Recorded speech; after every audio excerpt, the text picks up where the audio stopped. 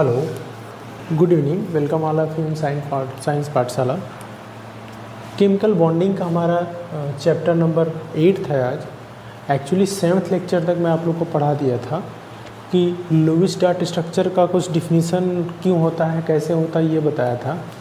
इससे पहले Fajans rule, हाँ, बॉर्न हार्बर्स साइकिल जो था वो भी कंप्लीट कर लिए थे। और किसी लाइक आयनिक कंपाउंड में कैसे कोवेलेंट कंपाउंड होता है, जिसमें हम लोग फजांस रूल पढ़े थे, वो भी लगभग कंप्लीट हो गया था, है ना। और कुछ क्वेश्चंस भी उसके ऊपर किए थे, काफ़ी डिटेल में प्रीवियस वीडियो था। तो आज का जो लेक्चर है that's is the depend on the Lewis dot structure. Lewis dot structure में बताया था कि दो चीज़ों का हमेशा फॉलो करता है रूल। ये हमेशा ऑक्टेट रूल को फॉलो करता है। पहली बात क्या बताया था कि ऑक्टेट रूल को फॉलो करता है, मतलब सेंट्रल एटम और जो कॉर्नर एटम है, मतलब जैसे CO3 बताया था। सेंट्रल एटम इसमें क्या था, कार्बन था, और आपका जो कॉर्नर एटम था उसमें क्या था, ऑक्सीजन था। तो इसमें ऑक्टेट कंप्लीट होना चाहिए, ऑक्टेट कंप्लीट होना चाहिए। इसमें कॉर्नर एटम में octet must be to completed, but in central atom ऐसा होना चाहिए कि उसका ऑक्टेट कंप्लीट भी हो सकता है और 8 से ज़्यादा भी इलेक्ट्रॉन हो सकते हैं। सेकेंड थिंग मैं ये बताया था कि हम जब केमिकल बॉन्डिंग करते हैं लुईस डॉट स्ट्रक्चर में, ओनली किसी भी एटम्स के वैलेंस सेल में क्या इलेक्ट्रॉन है उसको शो करते हैं। जैसे ऑक्सीजन में 8 इलेक्ट्रॉन है, 2 और 6 उसका इलेक्ट्रॉनिक विन्यास होता है, इलेक्ट्रॉनिक कॉन्फ़िगरेशन होता है। But in showing the Lewis dot structure we are only showing the valence electron, that is the 6 electron in valence shell. Okay, now we are starting the new topic over the rule for selecting central atom। तो central atom क्या हो सकता है, पहले तो मैं आप लोग को बता दिया था कि ये जो CO3 था, है ना, CO3 था, इसमें क्या है कि सेंट्रल एटम ऑक्सीजन कार्बन ही क्यों है ये बता दिया था, मतलब डिस्कस किया था।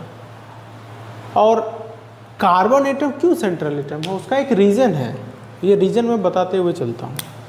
फर्स्ट क्या है कि सेंट्रल एटम को कैसे डिसाइड करेंगे, कोई भी मॉलिक्यूल्स है उसमें सेंट्रल एटम जैसे CO3 है, इसमें सेंट्रल एटम कार्बन ही क्यों है। तो इसका रीज़न है, इसका रीजन मैं एक एग्जैक्टली वर्ड में बता देता हूँ। Least number of atom, least number of atoms in compound is a central atom. Okay, first thing is that, या इसको बोल सकते हैं कि जो सेंट्रल एटम होता है वो क्या होता है, लीस्ट इन नंबर होता है। एक बात तो ये, दूसरी बात इसमें ये भी हो सकती है, इसमें दूसरी बात ये भी हो सकती है, दूसरा पॉइंट ये भी हो सकता है कि the atom which has least electronegativity, क्या बोलेंगे, the atom which have least electronegativity, जिसका इलेक्ट्रोनिगेटिविटी सबसे कम होता है। जैसे कोई कंपाउंड है, उस कंपाउंड में जिसका इलेक्ट्रोनिगेटिविटी सबसे कम होगा वही क्या होगा, आपका सेंट्रल एटम होगा, that is the central atom. तो सेंट्रल एटम कौन सा हो सकता है, एक जो लिस्ट इन नंबर हो, सेकंड लिस्ट इन नंबर नहीं है तो कैसे डिसाइड करेंगे, दूसरा इस तरह से डिसाइड कर लेंगे कि क्या होना चाहिए, या तो उसका सबसे कम, मैं लिस्ट को मैं फिर से हाईलाइट कर देता हूँ, लीस्ट इन नंबर, जो एटम लीस्ट इन नंबर होगा वही एटम आपका सेंट्रल एटम होगा, या जिसका लीस्ट इन इलेक्ट्रोनेगेटिविटी है उस वही आपका सेंट्रल एटम हो सकता है। ठीक है, third thing is that third thing is that, मैं इसको फिर से आपको बता दूं,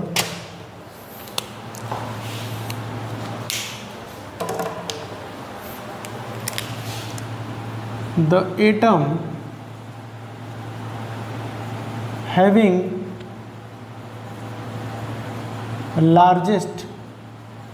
the largest size or having the largest atomic number, having the largest atomic number is a central atom। CA में लिख दे रहा हूँ, चार्टर्ड अकाउंटेंट। तो सेंट्रल एटम तीन बातों पे डिपेंड करेगा।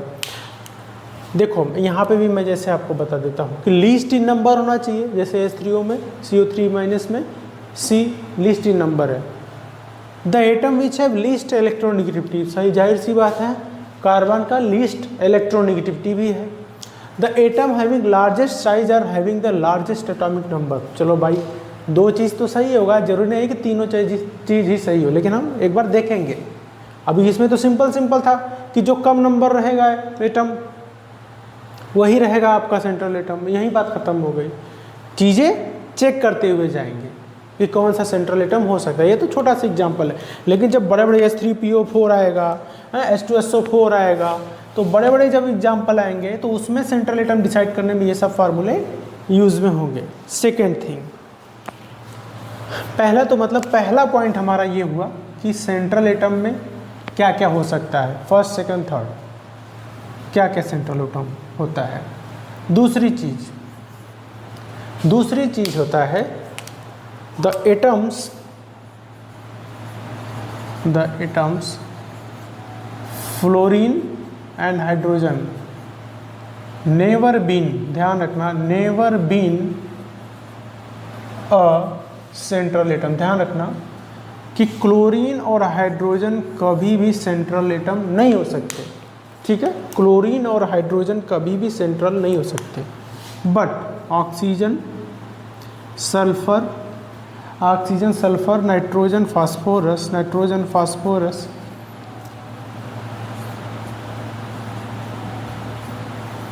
Carbon silicon chlorinium must have the central atom. तो ये सेंट्रल एटम हो सकते हैं, लेकिन कौन सा नहीं हो सकते, फ्लोरीन और हाइड्रोजन। हमेशा याद रखना, fluorine and hydrogen never been a central atom, but most probably जो आपके सेंट्रल एटम होते हैं वो oxygen, sulphur, nitrogen, phosphorus, carbon, silicon and chlorine, ये हो सकते हैं। ठीक, तीन बात हो गई। Fourth, corner atom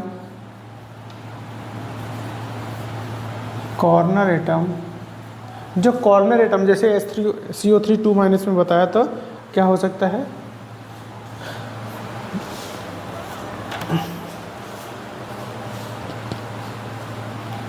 corner atom having 8 electrons in valence shell. तो जो कॉर्नर में एटम है, जैसे मैं क्या बनाया था COO, तो इनके पास जो कॉर्नर एटम है, इनके पास हमेशा कितने इलेक्ट्रॉन होने चाहिए, 8 इलेक्ट्रॉन इन वैलेंस शेल। मतलब उनके ऑक्टेट को कंप्लीट करने के लिए उनका क्या होना चाहिए, ऑक्टेट शुड बी कंप्लीटेड। तो उनका ऑक्टेट क्या होना चाहिए, कंप्लीट ही होना चाहिए, जो आपके कॉर्नर पे एटम है। जैसे ऑक्सीजन है इस CO3 में। Fifth number, central atom having 8 electrons or more than 8 electrons in their valence shell. तो ध्यान रखना कि जो सेंट्रल एटम है, जैसे कार्बन है वहाँ पे, उसमें 8 या 8 से ज़्यादा भी इलेक्ट्रॉन हो सकते हैं, उसको नज़रअंदाज भी हम कर सकते हैं। मतलब 8 इलेक्ट्रॉन हो गया, ठीक है, अगर उससे ज़्यादा भी हो गया तब भी बात चलेगी, उसमें कोई कन्फ्यूजन वाली बात नहीं कि आप लोग 8 इलेक्ट्रॉन उसको ज़बरदस्ती करते रहें। तो इतना ध्यान रखना। लास्ट बट नॉट लीस्ट, 6वां number, central atom tries to remain maximum covalency. मैं अब कोवेलेंस की बात करूँगा। तो क्या रखना है कि central atom having tries to remain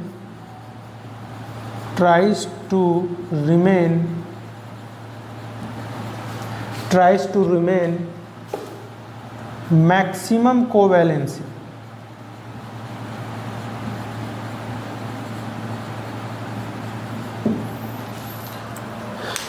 maximum covalency में रहना चाहता है ना। मतलब ये मैक्सिमम बॉन्ड बना, जितना मैक्सिमम बॉन्ड बना सकता है उतना मैक्सिमम बॉन्ड बना सकता है, बनाने की कोशिश करेगा और सबके ऑक्टेट को कंप्लीट करना चाहेगा, भले अपने लाइक बैलेंस सेल में 8 से ज़्यादा इलेक्ट्रॉन हो जाए। ठीक है,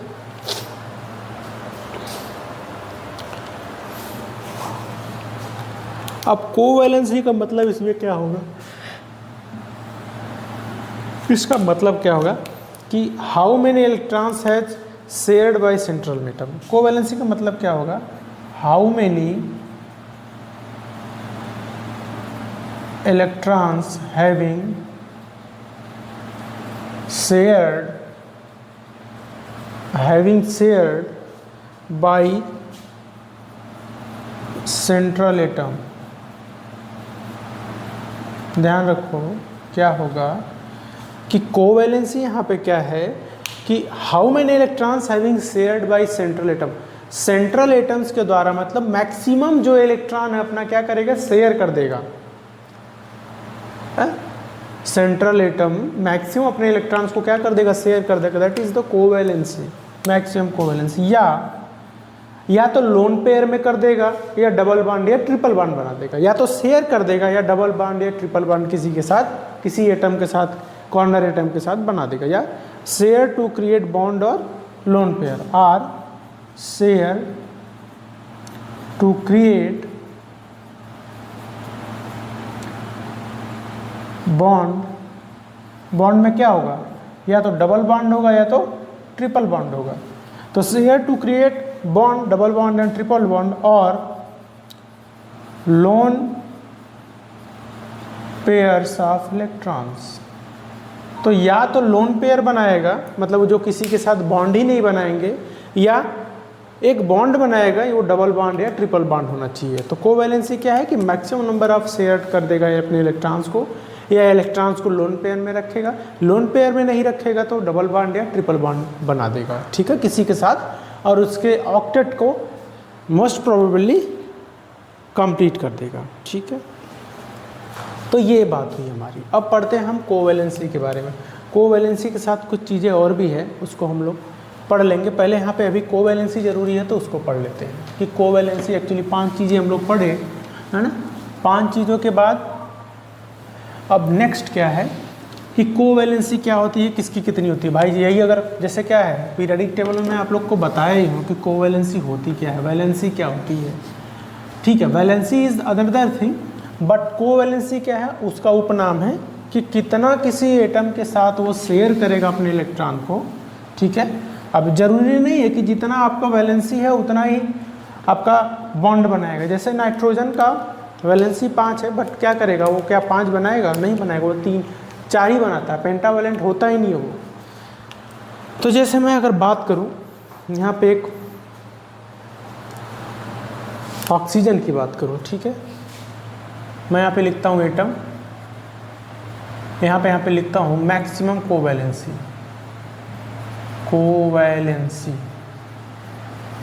ठीक है, और कोवैलेंसी क्या क्या आती है ये भी लिख देता हूँ। कोवैलेंसी क्या क्या आती है वो भी लिख सकता हूँ। ठीक है, जैसे ऑक्सीजन है, सल्फर है, नाइट्रोजन है। जैसे ऑक्सीजन की ही अगर हम बात करते हैं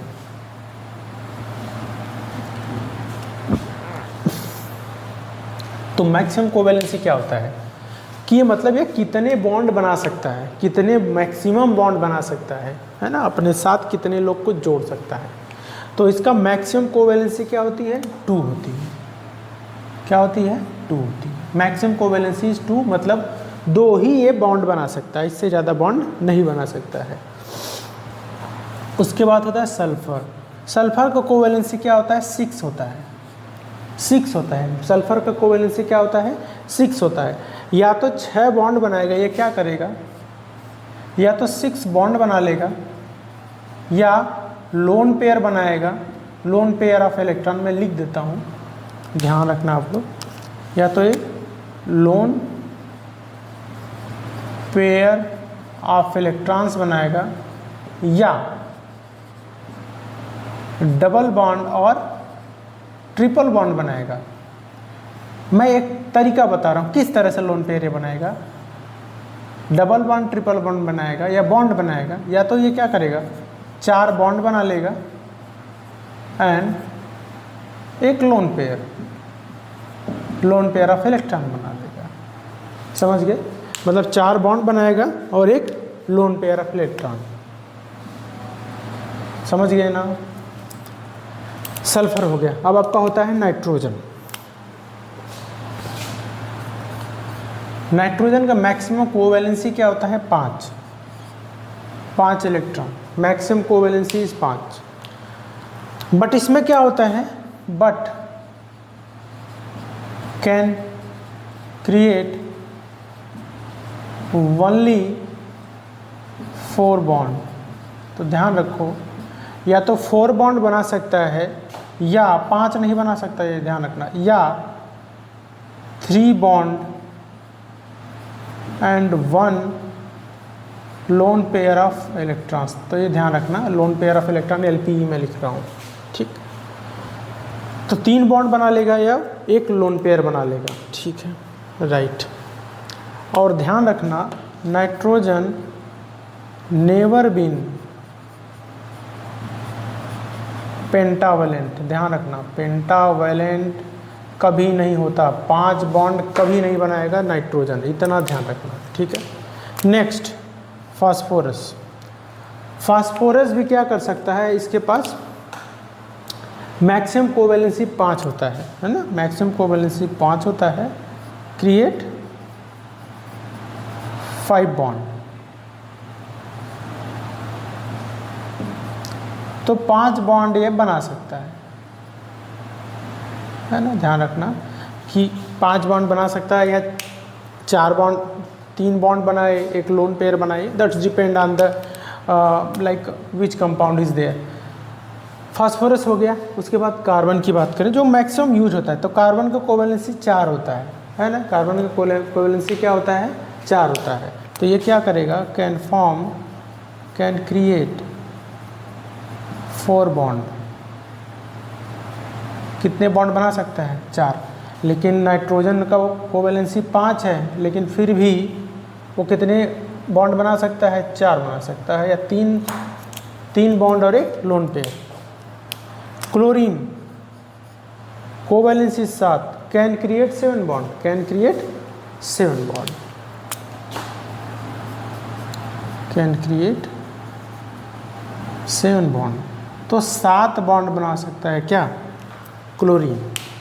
तो मैं ये मैक्सिमम कोवैलेंसी लिखा कि क्या मैक्सिमम शेयर ऑफ इलेक्ट्रॉन हो सकते हैं। सब में तो लगभग 6 बॉन्ड, अगर किसी का कोवैलेंसी 2 है तो मैक्सिमम बॉन्ड ये कितने बनाएगा? 2। जैसे सल्फर है तो इसमें 6 बॉन्ड बनेंगे, या 4 बॉन्ड, या एक लोन पेयर बनेगा। नाइट्रोजन के केस में थोड़ा डिफिकल्ट है, इसको याद रखना कि नाइट्रोजन का जो कोवैलेंसी तो होती है 5, बट ये bond can create maximum 4 bond बना सकता है, या 3 बॉन्ड बना लेगा, एक लोन पेयर बना लेगा, ध्यान से, ठीक है। फास्फोरस का कोवैलेंसी 5, ये 5 बॉन्ड क्रिएट कर सकता है। कार्बन का होता है 4, ये 4 बॉन्ड क्रिएट कर सकता है। क्लोरीन का होता है 7, ये 7 बॉन्ड क्रिएट कर सकता है। सल्फर का 6, ये 6 बॉन्ड या 4 बॉन्ड, एक लोन पेयर। ऑक्सीजन का 2, तो ये 2 बॉन्ड क्रिएट कर सकता है, ठीक। और इसकी वैसे कोवेलेंसी क्या होती है, मैक्सिमम कोवेलेंसी तो मैं ये लिख दिया, लेकिन ऑक्सीजन क्या क्या कोवेलेंसी शो करता है, यहाँ पे लिखता हूँ कोवेलेंसी शोइंग, क्या क्या कोवेलेंसी शो कर सकता है, शो करता है। ऑक्सीजन का क्या होता है, 1 और 2, 1 भी कोवेलेंसी शो करेगा, 2 भी करेगा। सल्फर का 2 भी करेगा, 4 भी करेगा, 6 भी करेगा, मतलब 2 बॉन्ड भी बना सकता है, 4 भी बना सकता है, 6 बना सकता है मैक्सिमम। नाइट्रोजन का होता है 3 और 5, नाइट्रोजन का होता है 3 और 4, तो या तो 4 बनाएगा या तो 3 बनाएगा, मैक्सिमम 4 मिनिमम 3। ये नाइट्रोजन का है 3 और 4, ठीक।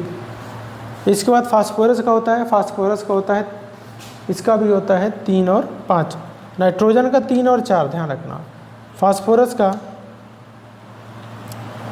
का 3 और 5 ध्यान रखना, 3 और 4 नहीं, 3 और 5 फास्फोरस का। सिलिकॉन का 4, कार्बन का क्या होगा 4। अगर मैं यहाँ सिलिकॉन की बात करूँ तो सिलिकॉन का भी 4 होता है, क्रिएट 4 बॉन्ड कर सकता है, तो ये सिलिकॉन का भी 4 होता है आपका शोइंग कोवेलेंसी। क्लोरीन का होता है 1, 3, 5, 7 ध्यान रखना। तो शोइंग कोवेलेंसी क्लोरीन का 1, 3, 5, 7 है।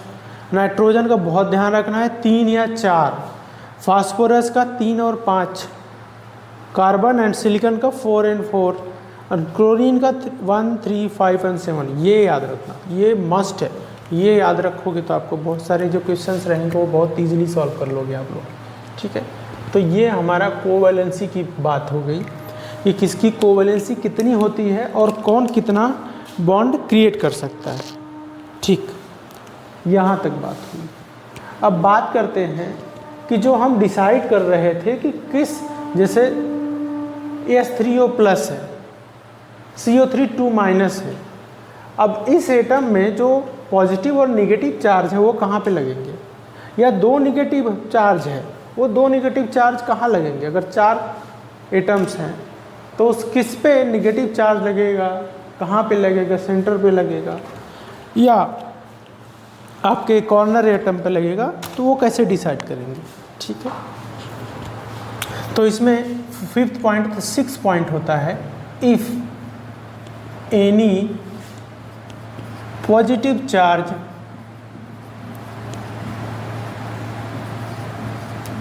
in compound, then positive charge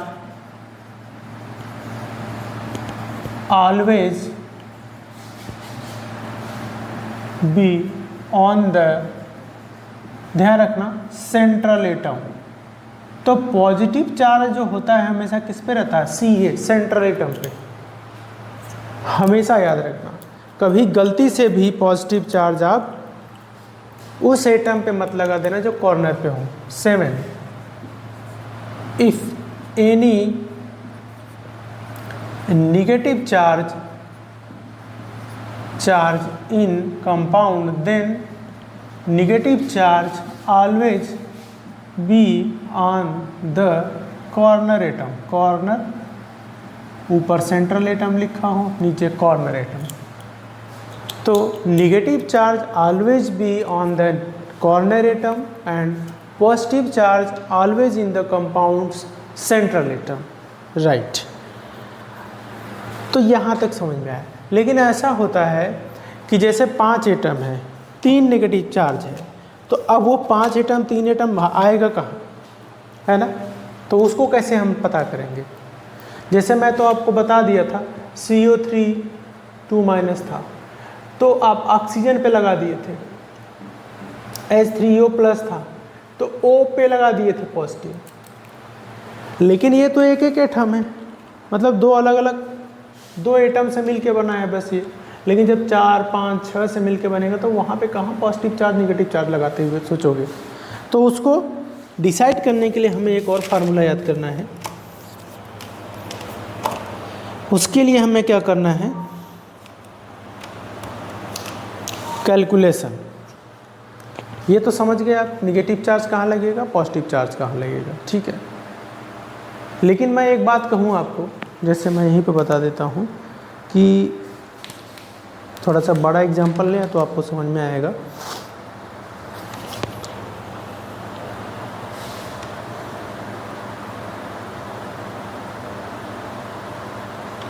जैसे मैं एक एग्जांपल बताऊं, NO3 -1 ये है।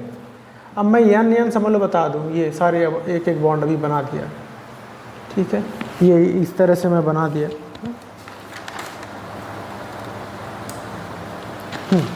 ये डबल बॉन्ड मान लो, सिंगल बॉन्ड। हाँ, अभी किसके पास कितना इलेक्ट्रॉन बचा? एक लोन पेयर बचा, 3 बॉन्ड है, 1 लोन पेयर। अब बताओ कि ये जो NO3 माइनस है, अब इसमें माइनस किस पे लगेगा? डबल, ये तो डबल है,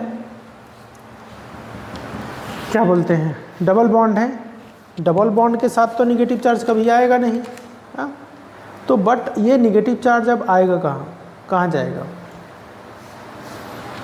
अब किस पे, अब इलेक्ट्रॉन कैसे कंप्लीट होगा, कैसे आला 8 इलेक्ट्रॉन होंगे? अगर देखोगे आप तो 5 2 7 इलेक्ट्रॉन यहाँ हुए, 7 इलेक्ट्रॉन हुआ, 8 इलेक्ट्रॉन तो यहाँ हो गए, 1 लोन पेयर बच गया। अब जो ये निगेटिव है, चलो यहाँ तो नहीं आएगा, ध्यान रखना जहाँ डबल बॉन्ड रहेगा वहाँ निगेटिव चार्ज कभी नहीं आएगा। तो इन दोनों में से निगेटिव आएगा किस पे? तो ये सीखने के लिए हमें पढ़ना है कि कैलकुलेशन ऑफ इलेक्ट्रॉन्स। तो हमें नेक्स्ट टॉपिक पढ़ना है कैलकुलेशन ऑफ टोटल इलेक्ट्रॉन। तो हमें कुछ उसमें हमें सीखने को मिलेगा कि कैसे हम डिसाइड करते हैं कि निगेटिव और पॉजिटिव चार्ज किस सेम सेंट्रल एटम पे लगेगा। तो calculation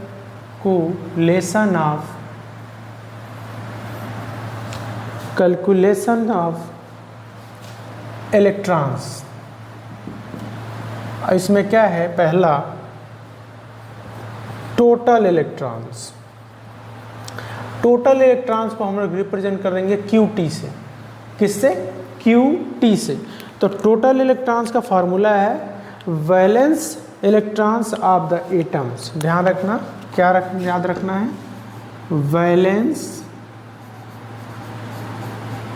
electrons of the atoms. तो एटम्स के वैलेंस, जितने भी एटम्स हैं उसके वैलेंस सेल में कितने इलेक्ट्रॉन्स हैं, कितने वैलेंस सेल में इलेक्ट्रॉन्स है वो, प्लस ध्यान रखना एक चीज़ का हमेशा ध्यान रखना, plus minus charge. Minus charge को क्या करेंगे? ऐड करेंगे, माइनस पॉजिटिव चार्ज। मैं लिख देता हूँ फिर से, मैं फिर से लिख देता हूँ इसको कि मतलब मैं इसका मतलब क्या है? Adding negative charge. ध्यान रखना, निगेटिव चार्ज को ऐड करेंगे, ध्यान रखना ये बहुत इंपॉर्टेंट है, ये हमेशा मिस्टेक हो जाता है। और सब्सट्रैक्ट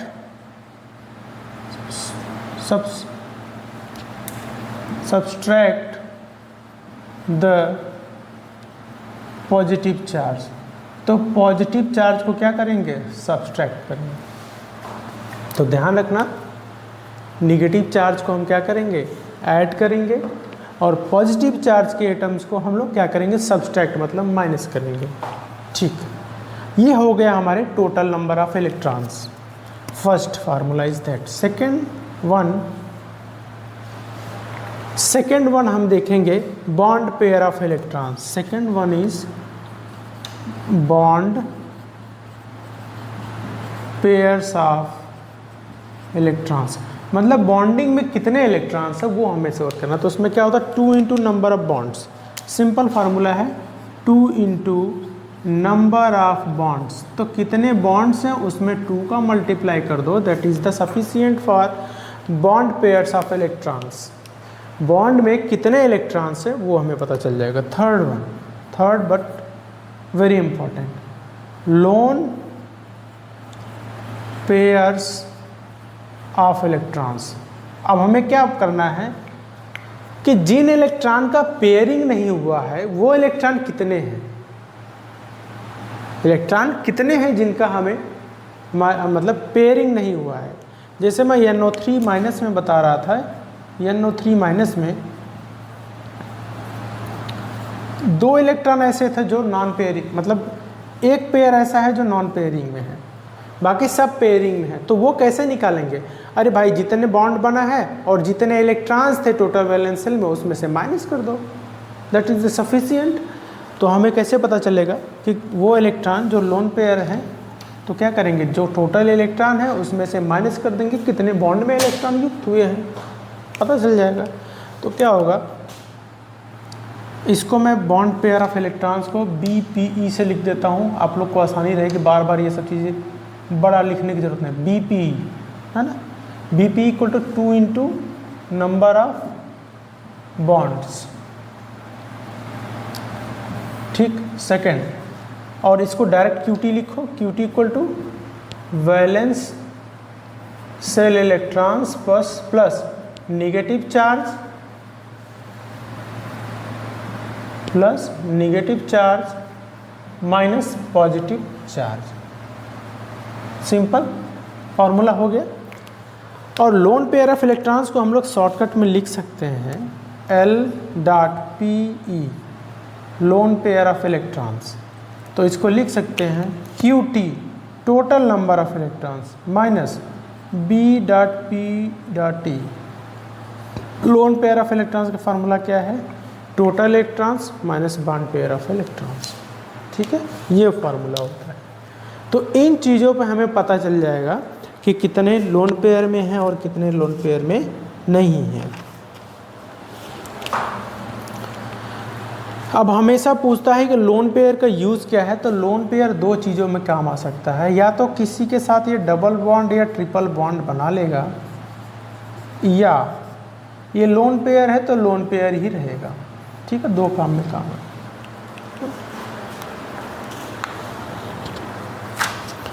जैसे एक काम करते हैं, एक हम लेते हैं सिंपल सा एग्जांपल लुईस डॉट स्ट्रक्चर बनाने के लिए, सिंपल H2 का।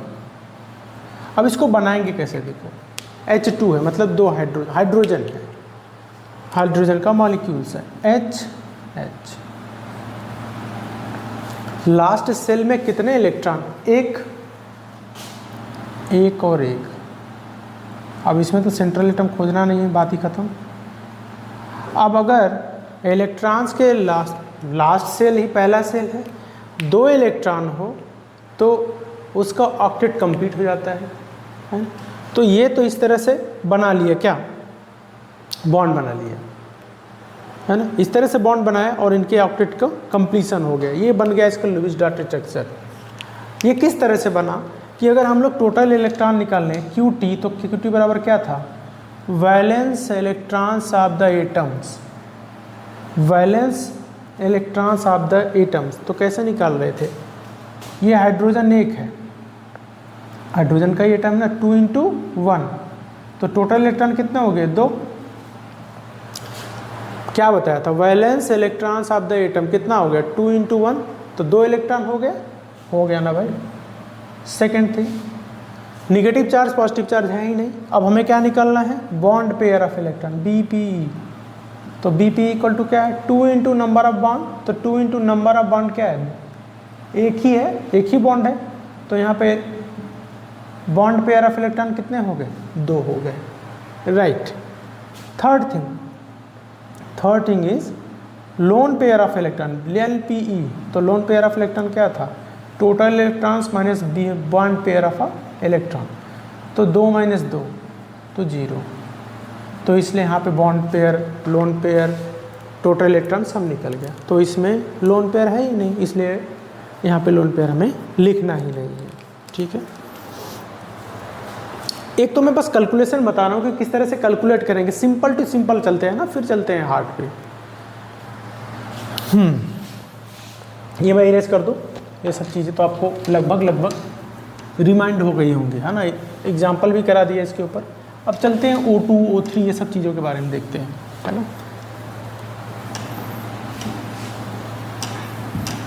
ठीक है, अब देखो जैसे मैं O2 की बात करूँ, हाँ O2 सेकेंड यूनिट O2, ठीक है। अगर हम यहाँ पे Q टोटल निकालें तो Q टोटल इक्वल टू क्या होगा,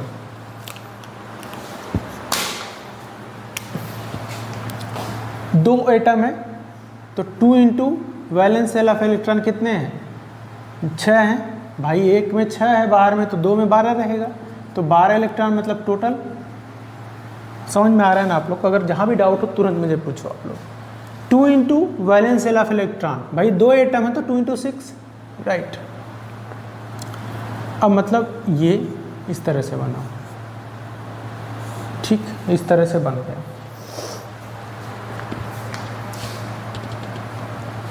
राइट। अगर अब यहाँ पे एक बॉन्ड है ना, एक बॉन्ड है, अभी कितना बॉन्ड है यहाँ पे, एक बॉन्ड है, टोटल इलेक्ट्रॉन कितने हो गए आपके, 12 हो गए। बॉन्ड पेयर ऑफ इलेक्ट्रॉन्स अगर निकालो तो क्या आएगा, QT minus 2 into number of bond, 2 into number of bonds, तो कितने बॉन्ड है, 2 इंटू 1, तो बॉन्ड पेयर ऑफ इलेक्ट्रॉन कितने हैं, 2 है। बॉन्ड पेयर ऑफ इलेक्ट्रॉन कितने हैं, 2 हैं। अब हमें निकालना है लोन पेयर ऑफ इलेक्ट्रॉन्स, तो lone pair of electrons equal to क्या होता है, total electron QT minus bond pair of electrons, ठीक है, समझ रहे हो आप लोग। तो QT कितना हो गया, 12 electron minus BP bond pair of electron, तो 12 में से 2 गया 10, तो 10 इलेक्ट्रॉन हो गए। तो कितने इलेक्ट्रॉन हो गए, 10। वो इलेक्ट्रॉन है जो लोन पेयर में है, ठीक है।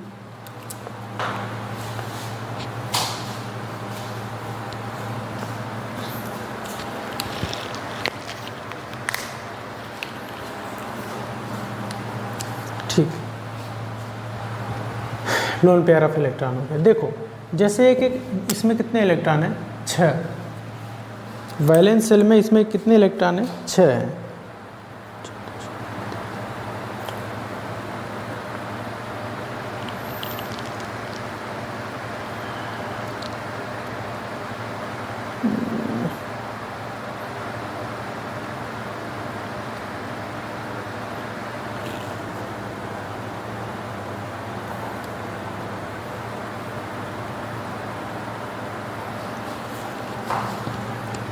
देखिए मैं आपको फिर से बता देता हूँ, जैसे ये 6 इलेक्ट्रॉन इसके पास थे, 6 इलेक्ट्रॉन इसके पास, 6 इसके पास, ठीक है, और 1 2 3 4 5 6 इस तरह से इलेक्ट्रॉन्स थे। हाँ, लोन पेयर ऑफ इलेक्ट्रॉन्स कितने हुए आपके, 10 हुए, तो 6 इसके पास, 4 इसके पास, टोटल कितने हो गए, 10 हो गए। अभी भी आप देखोगे तो इसके पास कितने इलेक्ट्रॉन हैं, 1 2 3 4 5 6 7 8, लेकिन इसके पास 1 2 3 4 5 6, तो क्या करेगा, ये जो इलेक्ट्रॉन है जो इसके पास है, लाइक इस ऑक्सीजन के पास, इसको क्या करेगा, ये शेयर कर देगा। तो मैं क्या बताया, जो 10 इलेक्ट्रॉन होते हैं, या तो वो इलेक्ट्रॉन क्या करते हैं, लोन पेयर में जाते हैं, या डबल बॉन्ड या ट्रिपल बॉन्ड बनाते हैं। या तो क्या करेगा, लोन पेयर में ही जाएगा, या डबल बॉन्ड या ट्रिपल बॉन्ड बनाएगा। तो ये क्या करेगा, ये अपना इलेक्ट्रॉन डोनेट करेगा इस ऑक्सीजन को, और ये क्या बनाएगा, एक्चुअल में ये 2 बॉन्ड बना लेगा, डबल बॉन्ड। तो इसके पास 4, इसके पास 4, ये 4 और ये 4, तो 4 4 मिल के 8 हो गए इसके पास, और 8 हो गए इसके पास। तो ये बनाता है ऐसे O2। ऐसे तो मैं सिंपली आपको बता देगा कि oxygen O2 double bond O2 इस तरह से बना लेता है, लेकिन इसको सिंपली तरीके से नहीं समझना है, इसको बहुत अच्छे तरीके से समझना है।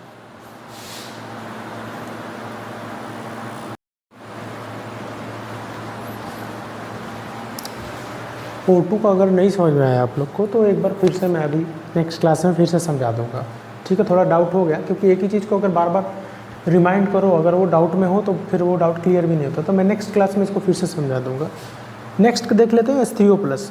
तो मैं H3O+ में मैं आपको बता दूँ, अभी दो एटम था तो हमें इजी था कि सेंट्रल एटम कैसे निकाल सकते हैं। तो यहाँ पे सेंट्रल एटम निकालने के लिए मैं क्या करना है कि लीस्ट नंबर ऑफ एटम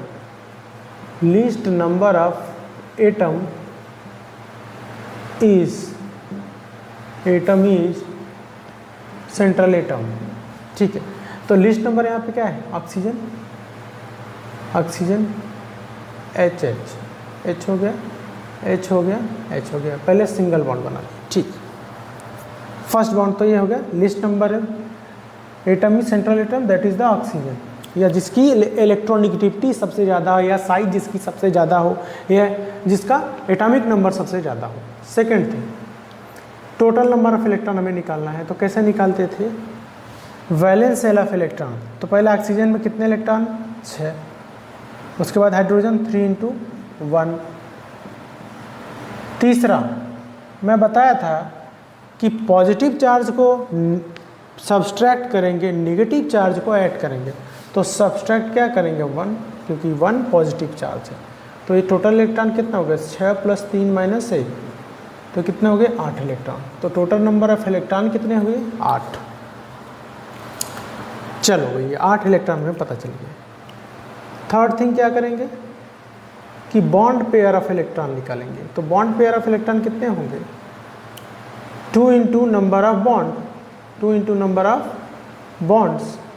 तो 2 × 3, नंबर ऑफ बॉन्ड कितने हैं, 3 है, तो 6 इलेक्ट्रॉन हो गए आपके बॉन्ड पेयर के।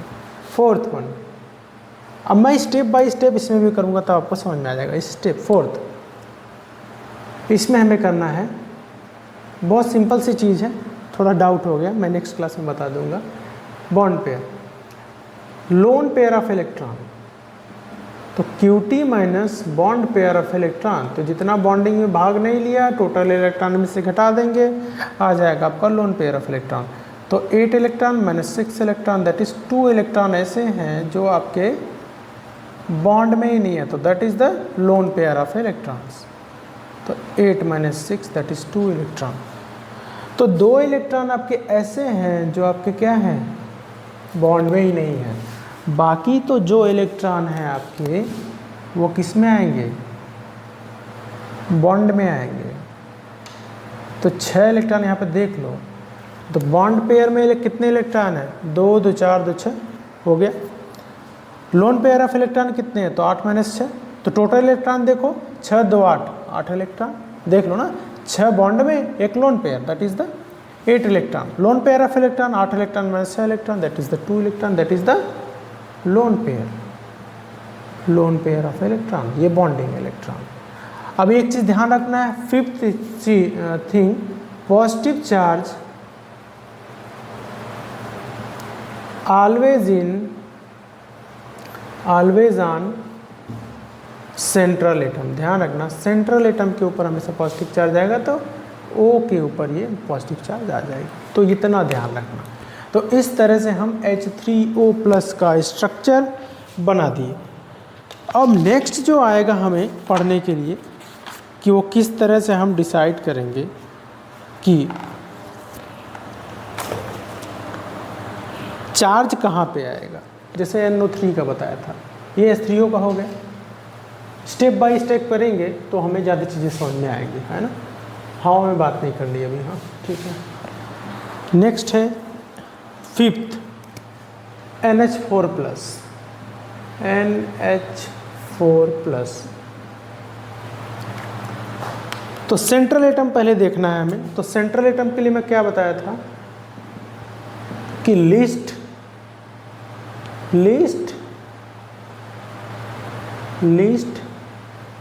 नंबर ऑफ एटम, या क्या हो सकता है, हाईएस्ट इलेक्ट्रोनेगेटिविटी या हाईएस्ट एटॉमिक नंबर। तो ये क्या हो सकते हैं आपके सेंट्रल एटम। तो नाइट्रोजन क्या हो गया आपका, सेंट्रल एटम हो गया। तो नाइट्रोजन को हम भाई इस तरह से बना दिए, हाइड्रोजन हाइड्रोजन हाइड्रोजन इसके साथ अटैच हो गए, हाइड्रोजन, ठीक।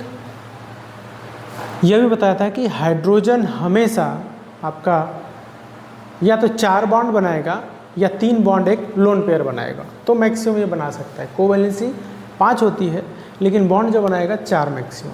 ठीक। सेकेंड थिंग हमें क्या निकालना है, total number of electron QT। तो QT इक्वल टू क्या था, वैलेंस शेल में कितने इलेक्ट्रॉन, तो पहले नाइट्रोजन के 5 है, हाइड्रोजन के 1 है, तो 4 × 1 4 हाइड्रोजन है। पॉजिटिव चार्ज है तो माइनस करेंगे तो -1, तो ये क्या किया 5 + 4 मतलब 9 - 1 तो ये हो गया 8 इलेक्ट्रॉन। तो टोटल इलेक्ट्रॉन कितने हो गए, 8 हो गए। Third thing, bond pair of electron BPE। BPE equal to 2 × number of bond, 2 × number of bonds. तो नंबर ऑफ बॉन्ड्स कितने हैं, 2 × क्या हो गया 4 × क्या हो गया 4 हो गया, तो कितने इलेक्ट्रॉन हो गए 8 इलेक्ट्रॉन। ठीक। तो BP इक्वल टू क्या हो गया, बॉन्ड पेयर में कितने इलेक्ट्रॉन आए 8 इलेक्ट्रॉन आए। Okay. Fourth one, loan pair of electron. अब क्या होगा, जब total electron bond pair electron same है तो लोन पेयर ऑफ इलेक्ट्रॉन 0 होगा, QT - BP bond pair of electron, तो 8 - 8 = 0। तो लोन पेयर इलेक्ट्रॉन यहाँ पे होगा ही नहीं। जब लोन पेयर ऑफ इलेक्ट्रॉन होगा ही नहीं तो लोन पेयर लगाएंगे नहीं। और fifth thing, positive charge always on central atom, तो सेंट्रल एटम के ऊपर ये पॉजिटिव चार्ज लगा देंगे N+। ठीक। तो ये आपका बन जाएगा लुईस डॉट स्ट्रक्चर NH4+ का। तो अगर कैलकुलेशन करके आपको पूछे, अब पेपर में आएगा तो कैलकुलेशन करके ही आपको बनाना है, ये नहीं कि अंदाज़ा मार दिए जैसे 10th 9th 10th में करते थे। तो अंदाज़ा अब नहीं मारना है, हमें ये पूरा कैलकुलेशन करके ही बताना है कि लोन पेयर नहीं तो लोन पेयर बनाए नहीं। पॉजिटिव चार्ज सेंट्रल एटम पे लगता है तो पॉजिटिव चार्ज सेंट्रल एटम पे ही लगता है। टोटल इलेक्ट्रॉन निकाले भाई, मैच कर लो, 8 इलेक्ट्रॉन 8 इलेक्ट्रॉन, बॉन्ड पेयर में 8 इलेक्ट्रॉन, बॉन्ड पेयर में 8 इलेक्ट्रॉन, लोन पेयर नहीं है तो नहीं है, पॉजिटिव चार्ज सेंट्रल एटम पे होता है। ठीक। अब हमें जो 6 नंबर करना है, 6वां नंबर, अब लोग एक बार बनाने की कोशिश भी करना। 6 जो करना है हमें NO3-1 करना है। अब इसमें हम लोग पढ़ेंगे फॉर्मल चार्ज। अब फॉर्मल चार्ज से हमें ये पता चलेगा कि ये जो नाइट्रोजन के साथ 3 अटैच है ऑक्सीजन, 21 ऑक्सीजन के ऊपर जाके आपका ये निगेटिव चार्ज लगेगा। अब ये फॉर्मल चार्ज से डिसाइड होगा। अभी तो सिंपल था कि एक ही सेंट्रल एटम पॉजिटिव चार्ज था तो सेंट्रल एटम पे आ जा रहा था, लेकिन अब अलग अलग एटम्स आएंगे, सेंट्रल एटम डिसाइड करना होगा, चार्ज किस पे लगेगा। तो ये सब भी देखना है कि किस, अभी तो पहले आप जब स्ट्रक्चर बनाए होंगे तो कहीं भी निगेटिव चार्ज लगा दे रहे थे, ऑक्टेट कंप्लीट करके कैसे भी मैनेज कर दे रहे थे, लेकिन अब वो नहीं करना। अब हमें दिखाना पड़ेगा किस तरह से पॉजिटिव चार्ज वहाँ पे आ रहा है, क्या रीज़न है भाई, है ना। ऑक्टेट में तो सब रहना चाहते हैं, ऑक्टेट कंप्लीट करना तो सब चाहते हैं, लेकिन उसी पर्टिकुलर इलेक्ट्रॉन के ऊपर, उसी पर्टिकुलर लाइक एटम के ऊपर ही नेगेटिव चार्ज क्यों आता है। तो ये सब चीज़ें हमें करना होगा अभी। तो ये सब चीज़ें NO3- का नेक्स्ट क्लास में करेंगे, क्योंकि उसको पढ़ने के लिए हमें फॉर्मल चार्ज पढ़ना पड़ेगा। अब फॉर्मल चार्ज का भी थोड़ा सा एक लंबा कैलकुलेशन होता है, तो अभी उसको डिसाइड, अगर उसको पढ़ेंगे तो काफ़ी लंबा लेक्चर हो जाएगा। तो first of thing that oxygen के नेक्स्ट क्लास में फिर से कर लेंगे। आप लोग को जितना भी पढ़ाया जा रहा है वो बहुत ही सफिशिएंट है, इससे ऊपर आपको नीट और जेईई में नहीं पूछेगा। हाँ, अगर इसके साथ साथ पैरेलल आप लोग पढ़ते जाओ, अगर आपका कॉन्सेप्ट क्लियर रहेगा तो कहीं से भी क्वेश्चन आ जाए। ये जो मैं अभी पढ़ा रहा हूँ आप लोग को लगता होगा कि बहुत ईजी है, बहुत लोग को नहीं लग रहा होगा ईजी, क्योंकि जो दिमाग ही नहीं लगाएगा उसके लिए ईजी कहाँ रहेगा। टफ और ईजी सबको एक ही रहेगा, अंदाज़ा मारना है जाके, अंदाज़ा मार के। और एक चीज़ मैं पहले से ही बता रहा हूँ, आप लोग उससे बचिए जो 10 मिनट में आप लोग को पूरा कॉन्सेप्ट समझा दे रहा है। 10 मिनट में कोई कॉन्सेप्ट क्लियर नहीं होता, 1-2 क्वेश्चन ऐसे होते हैं उसको उठाते हैं और बोलते हैं 10 मिनट में सॉल्व हो जाएगा, ऐसा हो ही नहीं सकता। तो आप लोग खुद ही वीडियो लेंथ देखते हैं, कितनी बड़ी वीडियो मैं बनाता हूँ, 1 घंटे की, 40-40, 50-50 मिनट की। तो 50 मिनट कोई फालतू बैठ के बोल नहीं सकता, कुछ न कुछ उसमें, कुछ न कुछ क्या, मैक्सिमम चीज़ें उसमें रेलिवेंट रहेंगी। तो 50 मिनट अगर कोई कुछ बोल रहा है तो उसमें ज़ाहिर सी बात है कुछ न कुछ होगा, तभी इतनी लंबी वीडियो है। अदरवाइज 10 मिनट में बना के मैं भी साइड हो सकता हूँ। तो if I am doing a hard work for you, so please more and more share to video and subscribe and maximize the utility of the study. So आज के लिए इतना ही रखते हैं। Thanks all of you.